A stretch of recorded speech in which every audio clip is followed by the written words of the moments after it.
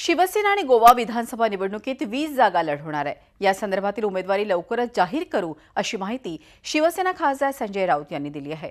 गोव्यातल्या निवडणूक वेलिंगकर यांच्यासोबत लढवणार असल्याची माहिती देखील त्यांनी दिली। वेलिंगकरांची भाषा अस्मिता आमच्या पक्षाशी सुसंगत असल्याने ही युती होणार असल्याचे त्यांनी सांगितलं। तर भाजपशी युती करण्याची गरज वाटली नसल्याची खोचक टीका देखील यावेळी संजय राऊत यांनी केली। ऑक्टोबरच्या दुसऱ्या आठवड्यात उद्धव ठाकरे गोव्यात येणार असून ते सभा आणि बैठका घेणार आहेत। या संदर्भात त्यांच्याशी बातचीत केली आहे आमचे प्रतिनिधी दिनेश दुखंडे यांनी।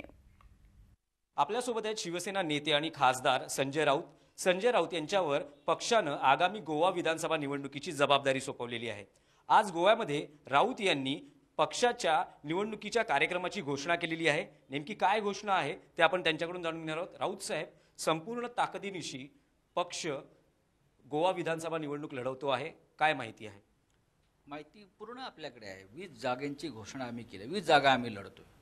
जीवन कामं त्यांना मुंबईतून आम्ही इथे खास नेमलं आहे। कामगार सेनेचे आमचे इकडले नेते आहेत, तिकडले त्यांच्यावर जबाबदारी आहे आणि सगळी मुंबईची टीम, कोकणातली टीम येईल। पण गोव्यामध्ये सुद्धा फार मोठे वादळ निर्माण झाले आहे शिवसेनेच्या आगमनामुळे।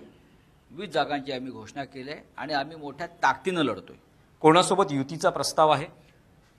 सध्या तरी आम्ही 20 जागांची घोषणा ही स्वतंत्रपणे केली आहे, पण सुभाष वेलिंगकर आणि त्यांच्या सहकाऱ्यांचा जो भारतीय भाषा सुरक्षा मंचच्या माध्यमातून जे काय मोठं इथे एक वादळ निर्माण झालं आहे, त्यांचा उद्या राजकीय पक्षाची घोषणा होईल। वेलिंगकरांसंदर्भात म्हणाल तर त्यांना सुद्धा खूप मोठा पाठिंबा गोव्यात मिळतो आणि त्यांच्याबरोबर आमची युती होऊ शकेल असं वातावरण आहे।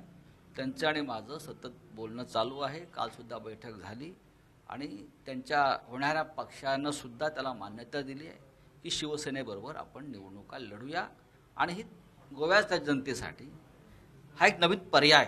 G24शी बातचीत केली त्याबद्दल धन्यवाद। व्हिडिओ जर्नलिस्ट मोहन आग्रेसह दिनेश दुखंडे, झी मीडिया। G24 तास रहा एक पाऊल पुढे।